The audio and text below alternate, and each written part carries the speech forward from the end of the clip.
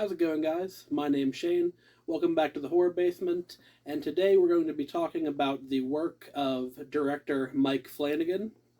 Many of you may know Mike Flanagan from the recent movies he's directed, namely Hush, Gerald's Game, and Doctor Sleep.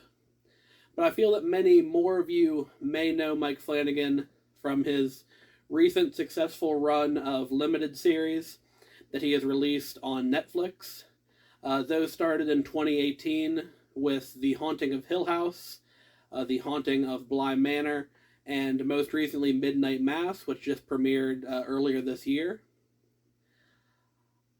I wanted today to do something a little bit different than just giving a normal rundown, recap, or review of Midnight Mass or Flanagan's previous work. I wanted to talk about what makes Mike Flanagan's work so, at times, disturbing, often very provocative, and in a way successful of a way of conveying modern horror.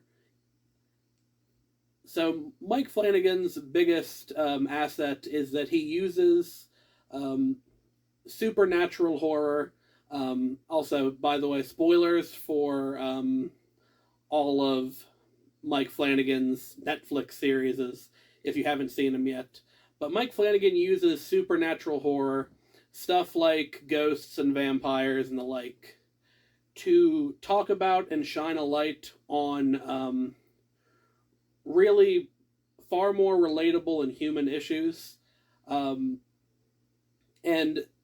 his use of these supernatural forces, as well as his excellent grasp of surrealist visuals, really lends a kind of weight and credence to these more intangible personal and psychological issues that many of his characters are going through. For instance, in his first two series, is The Haunting of Hill House and then Bly Manor, the main characters are both living in a large estate which is haunted by ghosts. And now that might not be relatable to very many of you, but what Mike Flanagan uses this to represent is a number of things. You may be haunted by the grief of the loss of a family member, like a parent or a loved one.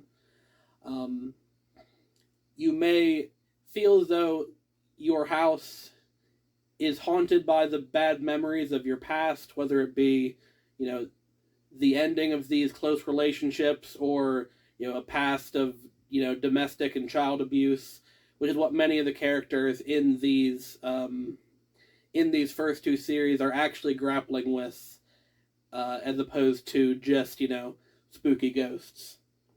And the same applies for Midnight Mass. On its face, it is the story about a vampire masquerading as a Catholic priest and wreaking havoc on a small maritime town.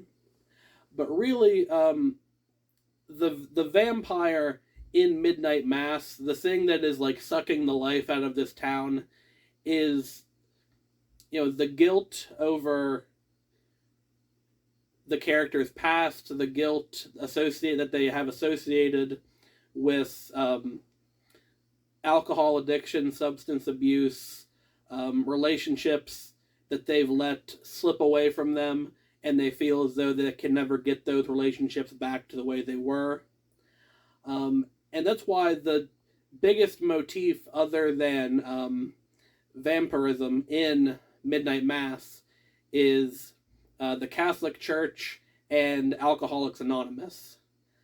Both these institutions, I feel personally, rely a lot on guilt to get compliance out of their members, and they also use a religious element to try and expunge those in them of those feelings of guilt.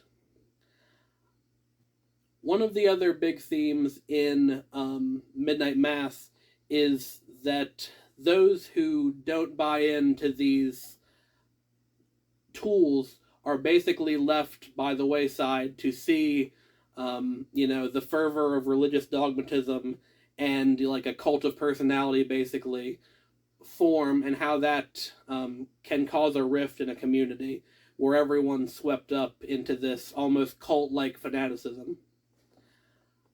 So Mike Flanagan uses these, vampires and ghosts to lend credence to far more real-world topics. And the other thing that is astonishing about Mike Flanagan's work is that all the work I've mentioned thus far has been released in the past 6 years. So Hush, Gerald's Game, Dr. Sleep, and then the 3 Netflix series have all been released since 2016. So Mike Flanagan, along with being one of the most creative and evocative directors of the modern era of horror, is extremely prolific in the amount of great movies and TV shows he's putting out. Like, all these series I've mentioned are great. Hush, I watched that just randomly on a whim, just picked it out of the Netflix lineup, and was really impressed. And still to this day, if you say the words Gerald's Game in front of my wife, she, audibly shudders.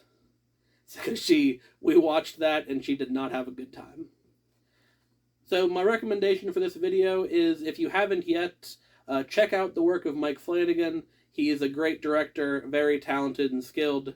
And if you want to check more out from me, hit that subscribe button, leave a like. Let me know leave that comment down below what your favorite moment from Midnight Mass or Hill House or Bly Manor was. And I'll see you in the next video. Thank you.